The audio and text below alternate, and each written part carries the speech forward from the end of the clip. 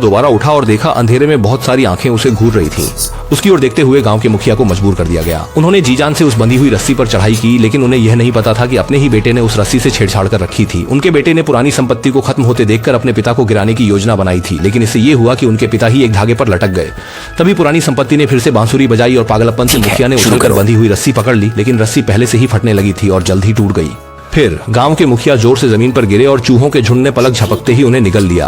पूरे शरीर को खा लिया गया और जैसे ही सूरज उगा, पेड़ की जड़ों के नीचे बस एक खून की लकीर रह गई। रात भर में चूहे भी गायब हो गए। कुछ जागे हुए बच्चे छोड़कर गांव के सभी लोग गायब हो गए थे।